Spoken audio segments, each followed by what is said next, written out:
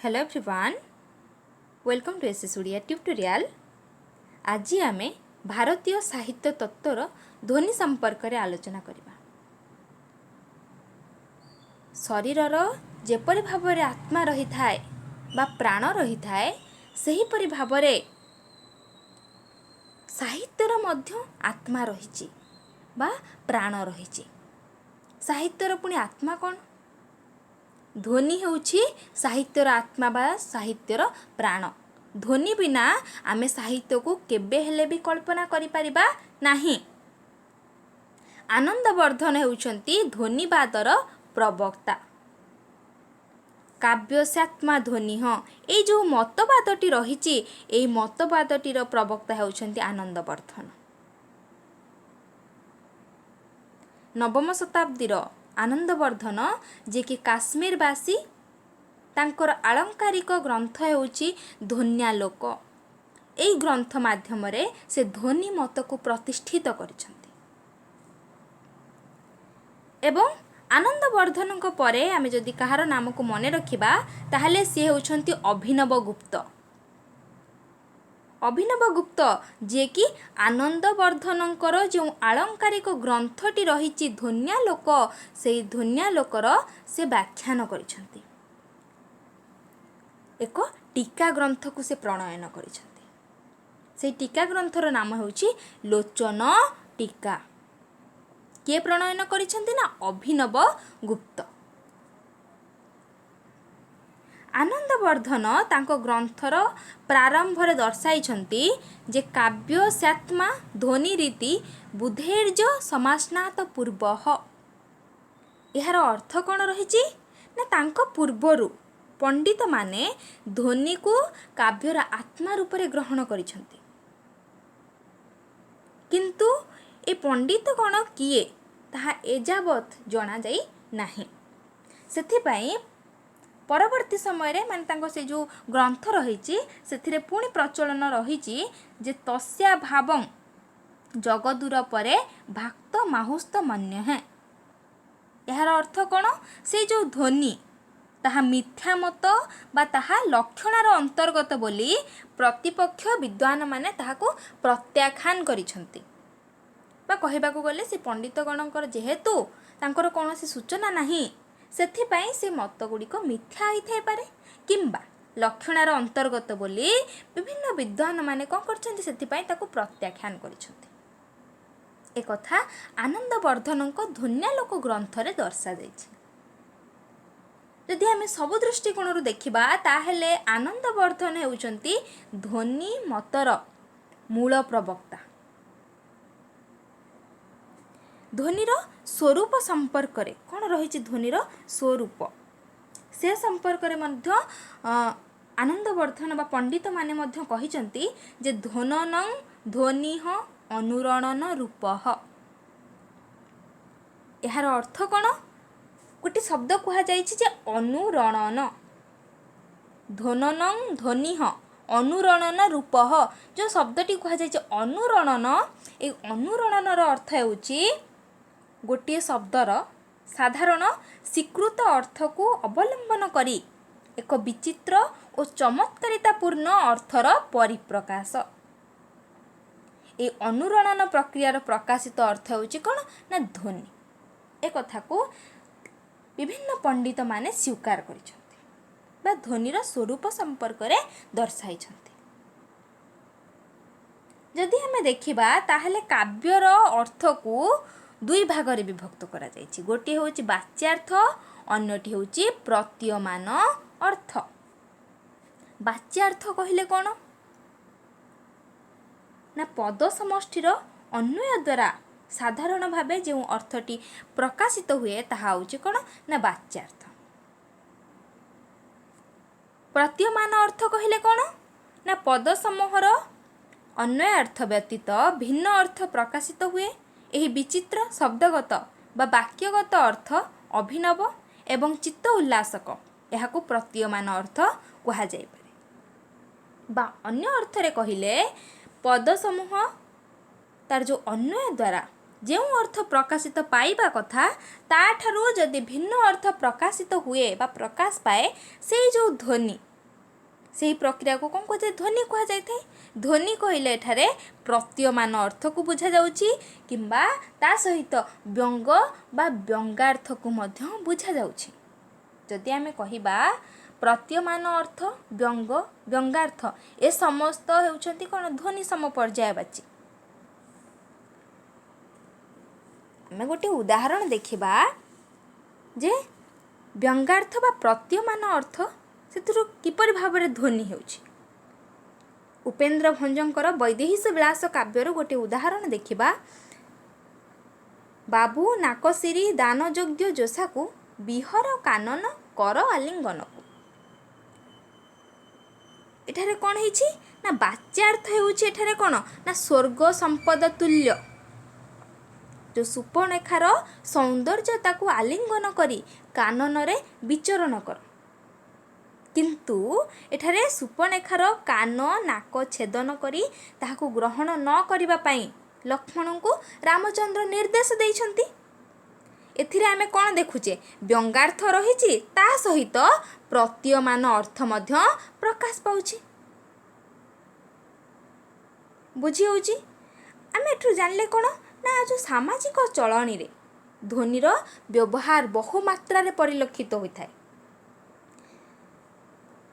ଆମେ ଯେକୌଣସି ଉଦ୍ଦେଶ୍ୟରେ ଯେକୌଣସି କଥା ପ୍ରସଙ୍ଗରେ ଆମେ ଯେତେବେଳେ ଠାର ଭାଷାଟିକୁ ବ୍ୟବହାର କରୁ ତାର ପ୍ରୟୋଗରେ ମଧ୍ୟ ଧ୍ୱନି ପରିଲକ୍ଷିତ ହୋଇଥାଏ। ଗୋଟିଏ ଆମେ ସୁନ୍ଦର ଉଦାହରଣରୁ ବୁଝିବା ଯେ ଦୁଇଜଣ ସାଙ୍ଗ, ଦୁଇଜଣ ବନ୍ଧୁ ଗୋଟିଏ ନେତାଙ୍କର ଭାଷଣ ଶୁଣୁଥିଲେ। ଯେତେବେଳେ ସନ୍ଧ୍ୟା ହେଇଛି ବା ସୂର୍ଯ୍ୟଙ୍କର ଅସ୍ତ ହେଇଛି, ଜଣେ ବନ୍ଧୁ ଅନ୍ୟ ଜଣକୁ କହି ଯେ ସୂର୍ଯ୍ୟ ଅସ୍ତ ହେଲା, ବର୍ତ୍ତମାନ ଚାଲ ଯିବା। ଏହି ସମୟରେ ସେ ଦୁହେଁ ସଭାସ୍ଥଳକୁ ତ୍ୟାଗ କରି ଯାଇଛନ୍ତି। ଯେତେବେଳେ ଯାଇଛନ୍ତି ସୂର୍ଯ୍ୟ ଅସ୍ତ ହେଲେ, ଏଇ ଯେଉଁ କଥାଟି କୁହାଯାଇଛି ଏହା ହେଉଛି କ'ଣ? ସେମାନଙ୍କର ଠାର ଭାଷା। ସେମାନଙ୍କର ପୂର୍ବ ପ୍ରସ୍ତାବିତ ଯୋଜନାକୁ ସେମାନେ କାର୍ଯ୍ୟକାରୀ କରିବା ପାଇଁ ତାଙ୍କୁ ସମୟ ଯୋଗାଇଛି। କେଉଁ ସମୟ? ନା ସୂର୍ଯ୍ୟ ଅସ୍ତ ହେଲେ। ତେଣୁ ସେମାନେ କ'ଣ କରିଛନ୍ତି? ସେ କାର୍ଯ୍ୟକୁ କାର୍ଯ୍ୟକାରୀ କରିବା ପାଇଁ ତତ୍ପର ହୋଇକି ସେଠାରୁ ସେଇ ସଭାରୁ ଉଠିକି ଯାଇଛନ୍ତି। ଏଇ ଯେଉଁ ପ୍ରକାର କଥାବାର୍ତ୍ତା ରହିଛି ଯେ ସୂର୍ଯ୍ୟ ଅସ୍ତ ହେଲେ ବର୍ତ୍ତମାନ ଚାଲ ଯିବା, ଏଇ ଯେଉଁ କଥାବାର୍ତ୍ତାର ମୂଳ ରହସ୍ୟ ହେଉଛି କ'ଣ? ଧ୍ୱନି। ଏହାର କାରଣ କ'ଣ? ନା ଧ୍ୱନି ମାଧ୍ୟମରେ ହିଁ ବ୍ୟଙ୍ଗ ପ୍ରୟୋଗର ସମ୍ଭବପର। ସେଥିପାଇଁ ମାନବ ଜୀବନ ସହିତ ଧ୍ୱନି ନିବିଡ଼ ଭାବରେ ସମ୍ପୃକ୍ତ ବା ସଂଶ୍ଳିଷ୍ଟ। ଯେପରି ଭାବରେ ଆମେ କହିଲେ ଆତ୍ମା ବିନା ଶରୀର ସବମାତ୍ର, ସେହିପରି ଭାବରେ ଧ୍ୱନି ବିହୀନ କାବ୍ୟ ହେଉଛି କ'ଣ? ନଗଣ୍ୟ ପ୍ରାୟ। ସେଥିପାଇଁ ମୂଳରୁ ଆମେ କହିଥିଲେ ଧ୍ୱନି ହେଉଛି ସାହିତ୍ୟର ଆତ୍ମା। ଯଦି ଶରୀରରେ ଆତ୍ମା ନଥିବ ତାହେଲେ ଶରୀର ହେଉଛି କ'ଣ? ଶବ। ସେହିପରି ଭାବରେ ସାହିତ୍ୟରେ ଯଦି ଆତ୍ମା ଧ୍ୱନି ନଥିବ ତାହେଲେ ସେହି ସାହିତ୍ୟ ହେଉଛି କ'ଣ? ନଗଣ୍ୟ ପ୍ରାୟ। ଧ୍ୱନିର ପୁଣି ଆନନ୍ଦବର୍ଦ୍ଧନ ଧ୍ୱନିକୁ ଅତ୍ୟନ୍ତ ସୂକ୍ଷ୍ମ ଭାବରେ ପର୍ଯ୍ୟାଲୋଚନା କରିବା ସଙ୍ଗେ ସଙ୍ଗେ ସେ ଧ୍ୱନିକୁ ମୁଖ୍ୟତଃ 3 ଭାଗରେ ବିଭକ୍ତ କରିଛନ୍ତି। ଗୋଟିଏ ହେଉଛି ବସ୍ତୁଧ୍ୱନି, ଅଳଙ୍କାର ଧ୍ୱନି ଦ୍ୱିତୀୟରେ, ତୃତୀୟରେ ହେଉଛି ରସଧ୍ୱନି। ମୁଖ୍ୟତଃ 3 ଭାଗରେ ବିଭକ୍ତ କରିଛନ୍ତି। କିଏ? ନା ଆନନ୍ଦବର୍ଦ୍ଧନ, ଯିଏ ହେଉଛନ୍ତି ଧ୍ୱନିବାଦର ପ୍ରବକ୍ତା। ବସ୍ତୁଧ୍ୱନି କହିଲେ କ'ଣ? ନା ଯେଉଁଠାରେ ଧ୍ୱନିତ ହେଉଥିବା ପ୍ରତୀୟମାନ ଅର୍ଥ ବସ୍ତୁ ମାତ୍ରାକୁ ବୁଝାଏ, ସେଠାରେ କ'ଣ ହୁଏ? ନା ବସ୍ତୁଧ୍ୱନି ହୁଏ। କ'ଣ କୁହାଯାଇଛି? ନା ଯେଉଁଠାରେ ଧ୍ୱନିତ ହେଉଥିବା ପ୍ରତୀୟମାନ ଅର୍ଥ କାହାକୁ ବୁଝାଇବ? ନା ବସ୍ତୁ ମାତ୍ରାକୁ ବୁଝାଇବ। ଆମେ ସେତେବେଳେ କ'ଣ କହିବା? ନା ବସ୍ତୁଧ୍ୱନି। ଗୋଟିଏ ଉଦାହରଣ ଦେଖିବା ଉଷା କାବ୍ୟର। ହେଳେ ନେଉଥାଇ ଦେଖଣା ହାରିଙ୍କ ହୃଦୟ ହରି, ଜଗତ ଯୋଶଙ୍କ ଖୋସା ଭୂଷା ସେହି ଉଷା ସୁନ୍ଦରୀ। ଏଠାରେ ଉଷାଙ୍କର ବସ୍ତୁଧର୍ମୀ ବର୍ଣ୍ଣନା, ତାଦ୍ୱାରା ଉଷା ଯେ ଜଣେ ଅନୁପମ ସୁଷମା ସମନ୍ୱିତା ନାରୀ ଏ କଥା ଜଣାଯାଉଛି। ଏହା ହେଉଛି କ'ଣ? ନା ବସ୍ତୁମୂଳକ ବ୍ୟଙ୍ଗାର୍ଥରୁ ସୂଚିତ ହେଉଛି। ସେଥିପାଇଁ ଏହା ହେଉଛି ବସ୍ତୁଧ୍ୱନିର ଉଦାହରଣ।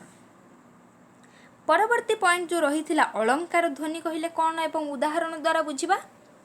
ବାଚ୍ୟାର୍ଥ ଭିନ୍ନ ବ୍ୟଙ୍ଗାର୍ଥରୁ କୌଣସି ଅଳଙ୍କାର ଅଭିବ୍ୟଞ୍ଜିତ ହେଲେ ତାକୁ ଅଳଙ୍କାର ଧ୍ୱନି କୁହାଯାଏ। ବାଚ୍ୟାର୍ଥ ବ୍ୟତୀତ ବା ବାଚ୍ୟାର୍ଥ ଭିନ୍ନ ଯେତେବେଳେ ବ୍ୟଙ୍ଗାର୍ଥରୁ କୌଣସି ଅଳଙ୍କାର ଅଭିବ୍ୟଞ୍ଜିତ ହୁଏ ତାହେଲେ ଆମେ ତାକୁ କ'ଣ କହିବା ନା ଅଳଙ୍କାର ଧ୍ୱନି ବୋଲି କହିବା।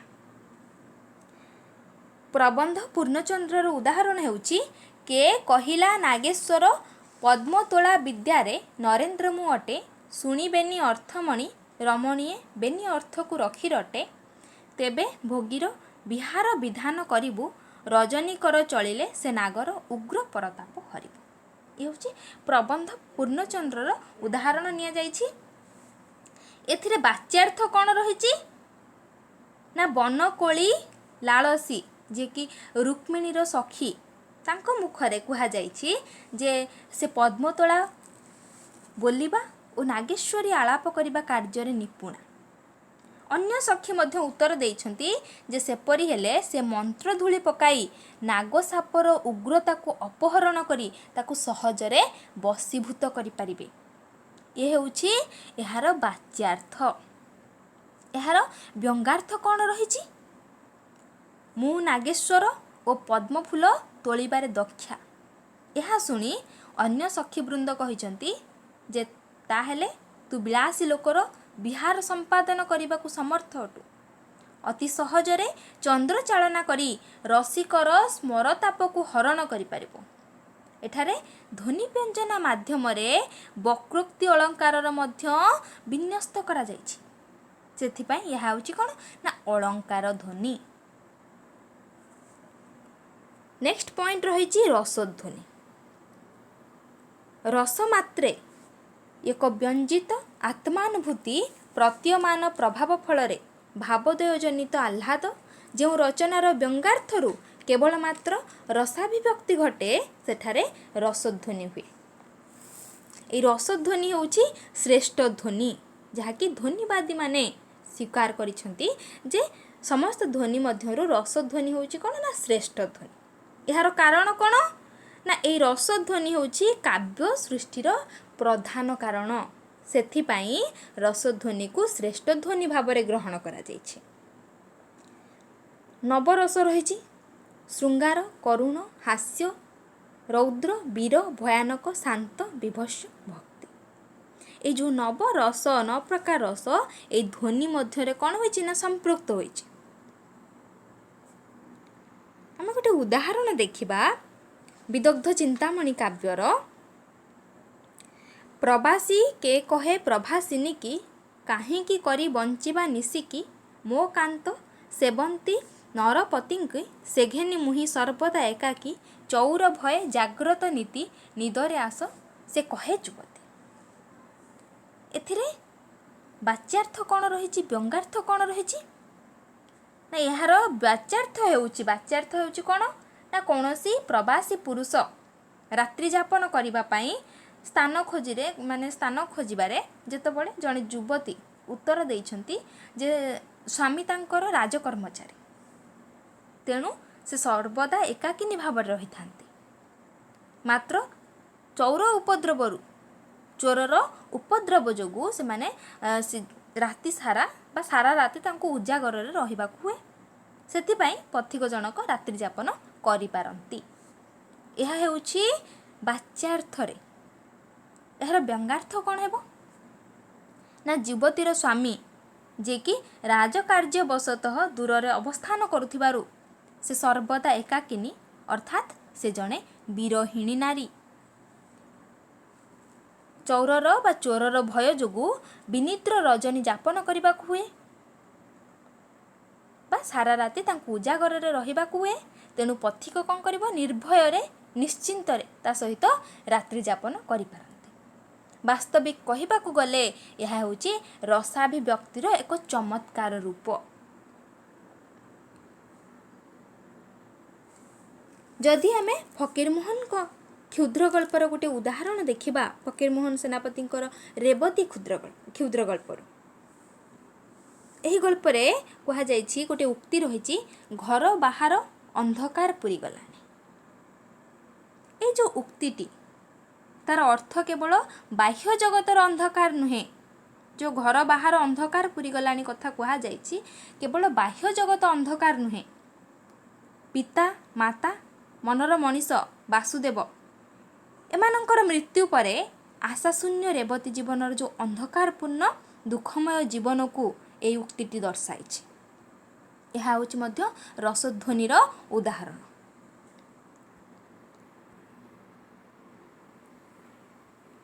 ଆନନ୍ଦବର୍ଦ୍ଧନ ପୁଣି ଦର୍ଶାଇଛନ୍ତି ଯେ ଧ୍ୱନିର ପରିଭାଷାରେ ଯେଉଁ ସ୍ଥଳରେ ଅର୍ଥ କହିଲେ ବାଚ୍ୟାର୍ଥ ନିଜକୁ ତଥା ଶବ୍ଦର ଅର୍ଥକୁ ଗୌଣ କରି ବ୍ୟଞ୍ଜନା ଶକ୍ତି ଦ୍ୱାରା ଭିନ୍ନ ଅର୍ଥାନ୍ତରକୁ ପ୍ରକାଶ କରନ୍ତି, ତାହାକୁ ଧ୍ୱନି କାବ୍ୟ ବୋଲି କୁହାଯାଏ। ଏକଥା ଆଚାର୍ଯ୍ୟ ଆନନ୍ଦବର୍ଦ୍ଧନ ଦର୍ଶାଇଛନ୍ତି।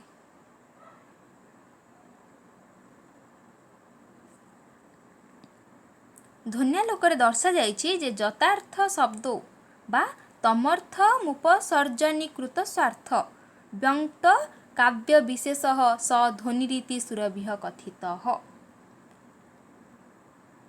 ଧ୍ୱନିର ଅଧିକାରୀ ହେଉଛନ୍ତି ସହୃଦୟ। ଯଦି ସହୃଦୟ ହୋଇନଥିଲେ କୌଣସି ବ୍ୟକ୍ତି ଧ୍ୱନିକୁ ଜାଣିପାରେ ନାହିଁ। ଏହାର ଅଧିକାରୀ କିଏ? ନା କାବ୍ୟାର୍ଥ ତତ୍ତ୍ୱଜ୍ଞ ପଣ୍ଡିତ, ଯିଏକି ଧ୍ୱନିର ରହସ୍ୟକୁ ବୁଝିବା ପାଇଁ ସମର୍ଥ। ଧ୍ୱନି ଭେଦରେ କାବ୍ୟର ଭେଦ ମଧ୍ୟ କରାଯାଇଛି। ଧ୍ୱନି ଦୃଷ୍ଟିରୁ ଆମେ ଯଦି ଦେଖିବା ତାହେଲେ କାବ୍ୟକୁ 3 ଭାଗରେ ବିଭକ୍ତ କରାଯାଇଛି: ଉତ୍ତମ କାବ୍ୟ, ମଧ୍ୟମ କାବ୍ୟ, ଅଧମ କାବ୍ୟ। ପରୀକ୍ଷାରେ ମଧ୍ୟ ଆସିଥାଏ ଏହା କେଉଁ କାବ୍ୟର ଅନ୍ତର୍ଗତ? ଉତ୍ତମ କାବ୍ୟ, ମଧ୍ୟମ କାବ୍ୟ, ଅଧମ କାବ୍ୟ। ତ ଆମେ ବର୍ତ୍ତମାନ ଜାଣିବା ଉତ୍ତମ କାବ୍ୟ କାହାକୁ କୁହାଯାଏ। କାବ୍ୟରେ ପ୍ରତୀୟମାନ ଅର୍ଥର ପ୍ରାଧାନ୍ୟ ଅଥବା ଚମତ୍କାରିତା ରହିଲେ ତାହାକୁ ଉତ୍ତମ କାବ୍ୟ ବା ଧ୍ୱନି କାବ୍ୟ କୁହାଯାଇଥାଏ। ବା ଆମେ ଅନ୍ୟ ଅର୍ଥରେ କହିଲେ ଧ୍ୱନି କାବ୍ୟକୁ ଉତ୍ତମ କାବ୍ୟ କୁହାଯାଏ। ଦୀନକୃଷ୍ଣ ଦାସଙ୍କର ରସକଲ୍ଲୋଳ କାବ୍ୟ, କବି ସମ୍ରାଟ ଉପେନ୍ଦ୍ର ଭଞ୍ଜଙ୍କ ଲାବଣ୍ୟବତୀ କାବ୍ୟ, କବି ସୂର୍ଯ୍ୟଙ୍କର କିଶୋର ଚନ୍ଦ୍ରାନନ୍ଦ ଚମ୍ପୁ, ମାୟାଧର ମାନସିଂଙ୍କ ସାଧବ ଝିଅ, ଏ ହେଉଛନ୍ତି ଉତ୍ତମ କାବ୍ୟ। ମଧ୍ୟମ କାବ୍ୟ କ'ଣ? ନା ଧ୍ୱନିର ଉପସ୍ଥିତି ସତ୍ତ୍ୱେ ଯଦି ବାଚ୍ୟାର୍ଥର ଗୁରୁତ୍ୱ ଅବ୍ୟାହତ ରହେ ତେବେ ତାହାକୁ ଗୁଣୀଭୂତ ବ୍ୟଙ୍ଗ ବା ମଧ୍ୟମ କାବ୍ୟ କୁହାଯାଏ। ବା ଆମେ ସଂକ୍ଷିପ୍ତରେ କହିଲେ ଗୁଣୀଭୂତ ବ୍ୟଙ୍ଗ କାବ୍ୟକୁ ମଧ୍ୟମ କାବ୍ୟ ବୋଲି କୁହାଯାଇଥାଏ। ଓଡ଼ିଆ ରୀତି ସାହିତ୍ୟରେ ଆମେ ଉଦାହରଣ ଦେଖିବା ବୈଦେହୀଶ ବିଳାସ, ବିଦଗ୍ଧ ଚିନ୍ତାମଣି, କୋଟି ବ୍ରହ୍ମାଣ୍ଡ ସୁନ୍ଦରୀ, ଏ ସମସ୍ତେ ହେଉଛନ୍ତି କ'ଣ? ନା ମଧ୍ୟମ କାବ୍ୟ ଅନ୍ତର୍ଗତ। ବା ଆଧୁନିକ କାବ୍ୟ ଯେଉଁ ଧୂପ ରହିଛି ଏହି କାବ୍ୟଟି ମଧ୍ୟ ମଧ୍ୟମ କାବ୍ୟର ଅନ୍ତର୍ଗତ। ଅଧମ କାବ୍ୟ କହିଲେ କ'ଣ? ଏହି ଅଧମ କାବ୍ୟରେ ଧ୍ୱନି ନଥାଏ, ଧ୍ୱନିର ପ୍ରଚଳନ ନଥାଏ। ଶବ୍ଦ ଓ ଅର୍ଥକୁ ପୁଞ୍ଜୀଭୂତ କରି ରଚିତ ହୋଇଥିବା କାବ୍ୟ ହେଉଛି କ'ଣ?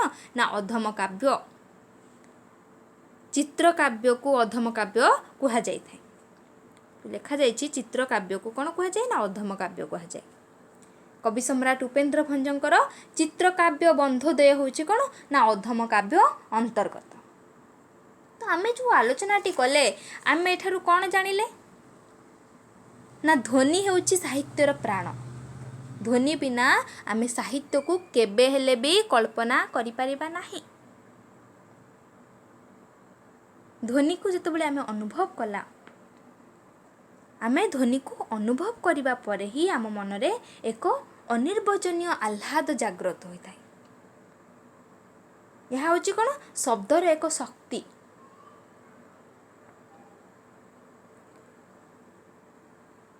ଯାହାକି ବର୍ତ୍ତମାନ ଆମେ ଆଲୋଚନା କଲେ। ଏ ହେଉଛି ଧ୍ୱନି ସମ୍ପର୍କରେ ଆଲୋଚନା। ବର୍ତ୍ତମାନ ଆଲୋଚନାଟି ଏଇଠି ଶେଷ କରିବା। ଯଦି ଆପଣମାନଙ୍କୁ ଆଜିର ଆଲୋଚନା ଭଲ ଲାଗିଥାଏ ତାହେଲେ ନିଶ୍ଚୟ ଲାଇକ୍ କରନ୍ତୁ। ଆଲୋଚନାଟି କିପରି ଲାଗିଲା ନିଜ ମତାମତ ନିଶ୍ଚୟ ଜଣାନ୍ତୁ। ତା ସହିତ ସାଙ୍ଗସାଥିମାନଙ୍କ ସହ ସେୟାର କରନ୍ତୁ ଏବଂ ଚ୍ୟାନେଲଟିକୁ ସବସ୍କ୍ରାଇବ୍ କରନ୍ତୁ। Thank you.